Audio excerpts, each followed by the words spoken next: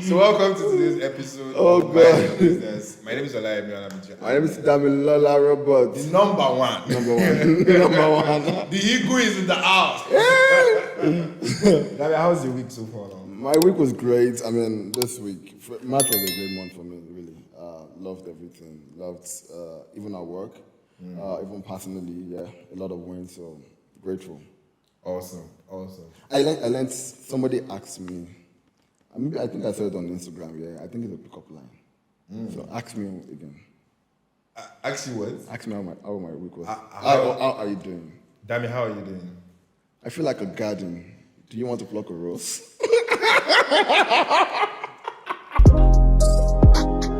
Hi guys, welcome to Mind Your Business podcast. If this is your first time here, don't forget to like and subscribe. Enjoy.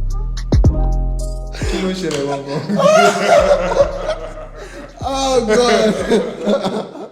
I think that was nice. Okay, so you use it to the right person. That's what you mean. I'm looking for somebody's daughter. I'm going to use that pickup. Gee, hide your daughter. That means coming. Oh yeah, but I think it was nice. It was nice. Hope you're good. Awesome. I'm alright. Always 100. So I saw something on Twitter during the week. It was, let me see. Yes. I don't know if you see it on the screen right now. It was about what unpopular opinion can put you in this position. Where everybody wants to trick you something. Oh yeah, I mean, crazy. Well, was a good conversation on Twitter this week. Yeah, I saw it. Exactly, and there were a lot of. I don't know. Did you see anyone you want to talk about before we dive into the marketing? I mean, talked about Bitcoin, a lot of cryptocurrency stuff. Yeah, I mean, unpopular Bitcoin opinion. What's one unpopular Bitcoin opinion? I mean, telling people that we can only have 21 million Bitcoin in the world, and people like, it's not even possible. Like, you can only have 21 million. Wow. It cannot be more. So when you reach 21 million, it means money has finished? No, not really. Money has finished. It's good enough to go around circulation. What it just means that scarcity is now going to be high. The demand for it is going to be high. Then that would automatically shoot up the price. Okay. I mean, I didn't know that. But interesting. So let's delve down. Let's narrow down into marketing, right? Yeah. And then see what unpopular opinion do you have in marketing, and your experience, you practicalize, but obviously has probably put you in that position before. Unpopular marketing opinion that would really put me in that position is you don't have to use all the channels. Right? So I've seen people starting up a business and you think, oh, I have to have access to all social media platforms. So they're opening TikTok, they're opening Facebook, they're opening Instagram, they're opening MySpace that is even dead, they have Nairaland accounts. And are they opening high five? I mean, they open absolutely everything. And you see like a lot of marketing agencies also telling them, oh, you have to do this, you have to do LinkedIn, you have to do this. I'm like, come on, hold on. First, understand exactly where your target audience are. Just focus effort on one or two channels that you know is going to give you like the highest level of results. Knowing that you're just starting a business, right? You don't have enough energy, you don't have enough manpower to be able to focus across all of these multiple channels, right? So when you start a business, don't open all the social media accounts. Trust me. Look for where your target audience are and invest in that channel. That would give you like a better ROI compared to any other, compared to you having like a lot of stretch. Interesting. I think it just goes down to the popular opinion that less is more. Yeah, I absolutely believe that when it comes to like creating social media platform. Less is more. Less is absolutely more. Less is more. You don't have to do everything. Beginning. Exactly. Yeah. You don't have to do everything. So I was thinking during the week, one unpopular opinion that I think I have is about the fact that as a CEO, you don't necessarily need to love your campaign. As long as your customers and target audience can relate and love it, I think you're fine. Absolutely, but a lot of people don't agree with that, because I was working in an agency one time where the ad we were running was for a particular set of people, and then one of the channels they used, talking about channels now, they said one of the channels they used was channels, news, and 10, right? And I was arguing with them that, guys, why are we doing this platform, right? Our target is just do watching. CEO is watching news that time. That was their response. CEO is watching news by 10 o'clock. That was their response. Like, is that not a waste of money? Right? I mean, we had a lot of back and forth, but we still ran it anyway because, of course. I think this really happens in like agency a lot. One of the things is you really want one of the major stakeholders to actually see the ad that is running. So they perceive that to be like a great investment in advertising, right? So they want to be able to see the billboard they are paying for. They even sometimes want to be able to see digital ads that they are running, right? I remember, I think I spoke to you earlier about this. When I was working on the UBA's account, one of the things I get from the marketing company, Oga saw our hat. Oh yeah. That's not our heart. Yeah, true, so true, that's like I absolutely believe that's one. That's one. Yeah, that's an unpopular one, but please, you don't really have to see every ad or like Yep, every ad yep, as a yep, CEO. yep. As long as the marketing team, it's the market, the consumer. Your audience like are it, able to relate to your it. audience That's are the most able to. important Please. Take yourself out of that box. Exactly. The communication has to be about what you love. Exactly, because at the end of the day, you singularly are not the target audience, right? And it's looking at it from the way we have a lot of things going on today's corporate world, the age range of CEOs to the core customers is really the large. disparity. Exactly. So what people want is different from, of course, what the CEO wants. I have to. Do you have another unpopular opinion about? Oh yes, thinking about it's an elephant in the room for me, and people are going to come for me. I have written about this. I have spoken about this. I've spoken about it on Twitter Space. Okay. Growth is not the same thing as marketing. Okay. It's never the same thing. But the goal of marketing is growth. That's my line. The goal of every unit within an organization is growth. Okay. So whether you talk about finance, you talk about compliance, you talk about engineering, you talk about customer experience, you talk about the product managers, the product marketers, you talk about the salesperson, everybody role is really geared towards growth. But somebody needs to be responsible for it, right? I've worked in a marketing agency whereby a small startup will come to say, I want to spend so amount of money on this advertising. Can you guarantee me that I'm going to have this so number of install? And they will tell you, our goal is just to market the product. When we get to the market, we are going to determine whether the audience likes it. Bullshit, right? The growth person thinks about, how do I make the numbers better? Their bottom line is really around revenue, right? How do I make these numbers better? The marketing person, as much as they think about it, they don't own it. Somebody really needs to own it. So when an engineer is building a product, they are really building a product for a particular market. So that does affect growth. When the product marketer is looking at tweaks, looking at optimizations that can be done within the app, right? The goal is really to drive growth. The marketing person who is taking the product to the market is also to drive growth. But somebody sits down at the center of this and say, what activity needs to be done for us to be able to drive growth deeper? So beyond you just coming to the platform, how do I retain you? How do I say, bring your friend to join this platform? How am I able to optimize activity that happens within the app for you to be able to do transactions a lot faster? A marketing person is not thinking about that. A marketing person is thinking about the market, the product. A growth person is thinking about, how do I utilize people that are already on the platform? How do I optimize in such a way that revenue increases? And how do I make sure that people that are on the platform stays? So they are running like a lot of growth experiments. They are doing like a lot of A/B split tests. Not as if marketing don't do it, but it's not as in-depth as a growth person. I tell people, and I think I say this like all the time, don't do growth if you don't have the balls, to know that sometimes you sleep at night and all you see is numbers. Don't do it. Don't do it. Damn it. Hope your mental health is fine. No, it's not. No, it's not. Please check up. So when you sleep at night, sometimes you see numbers. On the most, have you been to my room? The numbers are littered like everywhere. Because the goal is, you really want to achieve this result here if you're a very serious person. And if it's just marketing, I'm okay. Some marketers are okay with impression, reach, brand visibility. As much as that is great, does that affect the bottom line of the business? At all. It doesn't, right? Because your brand is popular does not mean people are using it. Exactly. The usability in that end really lies in the hands of somebody who understands how can we turn these users into customers.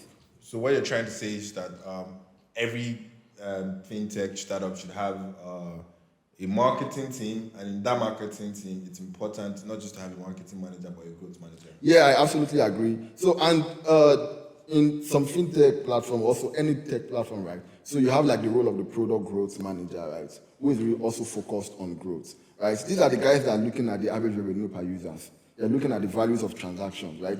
They are really very metric driven in such a way that it affects the bottom line. It's not just the marketing effort. They are not looking at the numbers of social media followers that we have, right? They don't care, because sometimes you can have the highest number of social media following and it's not translating into business. So one of the questions I constantly ask people, right? And I do this with my team a whole lot, right? So this year, we understand what our strategy is, where we want to what we want to achieve. Yeah. Anytime they come up with a content, I ask 3 questions. What problem does this content solve? What action do you expect the user to take after they've listened to this video or they've read this blog? Out of all our OKRs for the year, what bucket does it tick? Yeah. If it's not doing any one of them, you have to do it again. So I'm not creating content because you want to make my role is to write 5 blogs a week. No. Your content must actually affect the bottom line of the organization. And that's the way a growth person thinks. A marketing person is always all about distribution, right? How many content can we push out? They don't ask that level of detail, right? And not to say that marketers are not detailed, right? But I'm saying a growth person understands product analytics, understands performance marketing, understands marketing in itself, understands the market, and has a great idea about the product and also the industry. Interesting. Yeah. Thank God there's no knife here because I would have put you in that thinking about it. So you did mention something that I think I'm going to counter from my own point of view. Okay. It's an unpopular opinion. Hopefully you don't find a knife for me. Content is not king anymore. Distribution is. What do you mean? In that What do you sense, mean? I mean that. So when you've taken out time to create this perfect blog that you're referring to that answers all your, key point for the organization, the bottom line for the organization for the year, the major thing is how you distribute this content. Are you just putting it on the blog, or you're also, while it's on the blog, you send a mail for people to, go from the mail to your blog to engage the content, or you also send it as a BC to everybody's WhatsApp. You make all your employees, post it on your WhatsApp story. Distribution channel, you give it to other big blog platforms, the tech platforms to carry it. So distribution is king, not just content creation. I mean, I agree with you, and I don't think it's far-fetched from one of the things I said, right? Again, not just distribution, but distribution in the channel where your audience are going to interact with it, right? Of course. So if you understand the product mapping process, right, from the point in which you are trying to bring out the idea to the point whereby the idea is fully fledged, and you're thinking of distribution, right? You are really looking at a platform whereby my audience are more likely going to engage with this content, right? So if you are somebody who, you are an hairstylist, for example, and you want to take your content to LinkedIn, you probably ask yourself, anybody on LinkedIn, what's their psyche at that point, right? What are they thinking? A lot of people are on LinkedIn to create connection. Some people are looking for jobs, stuff like that. Not to think about the next. If I want to make air, I'll go to Instagram. I will go to TikTok. Those are channels. Pinterest, for example. Those are channels that actually amplifies the kind of product you sell. So I absolutely agree with you. I think distribution is great, but I don't think distribution is king. I think content still remains king. Yeah. No, well, okay. I would say if content is king, then distribution is queen. I mean, somebody says if content is king, distribution is gasoline. Right? Yeah, because that really flames, that like amplifies. Do you play chess? Of course I do. Okay, so the queen can move in any direction, Absolutely. while your king, the content can, just move few steps. So while you design that perfect content, your distribution is what takes it left, right, I absolutely agree. So That content is absolutely king works. and distribution is queen. That analogy absolutely works. So exactly. I mean, yeah, I agree with you. What other unpopular opinions do you have? This is personal. I think long-term brand building is better than short-term gain. Long-term brand building is better than short-term gain. And this is what I mean, right? A lot of marketing team or organizations just want to get the buzz immediately and they move on. And one of the big examples I actually use is when you look at like the crypto market, right? We are currently in the bear season where a lot of people are not buying crypto. A lot of marketing team are not investing like a lot of work into their search engine optimization or their marketing. However, the next bull market, it is the company that has invested a lot in marketing during the bear market that are going to reap the reward, during the next bull market, right? So you think about how do we sustain this? We are not here for the immediate gain. A lot of people, just want to have like 100,000 downloads in 2 months and just for the buzz, right? However, if you continue to work on your brand for a long period of time, one of the things you're doing is you're building trust, right? You are always available, right? Yeah. And people would always trust you because of your longevity. Right, so I would always pick that ahead of the immediate gain that we would have if we are just to pushing like $1 million into market spend just for the immediate buzz, but not thinking about the long term. Okay, so in respect to this, what's a good timeline to see result from a campaign? So brand building is not a campaign. Brand building is a series of campaigns over a long period of time, right? Okay. So it's not just one campaign, right? Brand building can take as much as a year, can take as much as 2 years, can take as much as 5 years, right? I would even say a company like Nike, right? Yeah. Even though they've achieved, they are the epitome of sportswear right now, they are still doing like a lot of brand building, right? They are still trying to, relate to their customers, their users, and all of that. Yeah, still get like a part of the market share, right? So brand building is like one thing you have to put at the top of your mind, right? You are not looking for the immediate gain, right? Yes, you can put up some strategies that are going to, give you immediate gain, but you have like the long term at the back of your mind anytime you're doing your strategy, right? Okay, so this reminds me of GT strategy when it came into the picture. It's a perfect example. Exactly. GTB is a perfect example. Exactly. Yeah. So while they were busy trying to get the target audience who had cash at hand, they were also trying to get students. Yeah. Who didn't have cash at all. I still use GTB up until today. Exactly. And you opened it when you were probably 2009. Yeah. Exactly. 2009. So at that time, how much did you have in your account? Maybe like how much of my finance? Little amount of money. Exactly. So that was a long-term strategy plan. Exactly. But in respect to that, they also had like a short-term plan. Oh yeah. So that of course they had to generate revenue and all of that. So they also had a short-term plan while they were also doing the long-term plan. I think that's a perfect example. GTB is like a perfect example. I think anybody can relate. What they did was catch them young. Exactly. Knowing that these guys are going to be doing, though they are doing low transaction volume right now, but in the future, they are going to be the one who is going to be the CEO of the world. They are going to be the techies of this world, and they will still continue to use their account, right? Because a lot of people don't change their account, right? Yeah. And we are able to stick with them. Sometimes GTB mess up. I mean, but yeah, but up until today, a lot of people are still using GTB. Okay, shout out to the marketing team of GTB of that time. Not this new one, but okay. That being said, I think one of my unpopular opinion is that your budgets don't guarantee success. A good strategy does. Deep. Go deeper. Go deeper. So I like that. I would start from the music industry. I used to work in the music industry when I was younger. And, you listen to a lot of artists and you're like, man, your budget, man, you have to spend a lot of money to, become. Guy, if you spend all of this money and your song is not good or your promotional strategy is not good, the song would still not blow. Yep. Right? So down to communications and business. If you spend all of this money on marketing, you buy the biggest billboard like the toll gate, you buy all of the strategic locations, and you don't have a good strategy to identify what you're saying per time. And that reminds me of a lot of ads.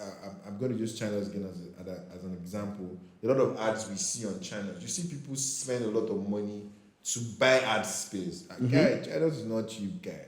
You see people spend a lot of money to buy ad space, but the content, it be like Primary 5 that shoots commercial. No, I've seen that a whole lot. I can start going on. I've seen that a whole lot. There's this Coleman wire that they used to do advertisements. That's why.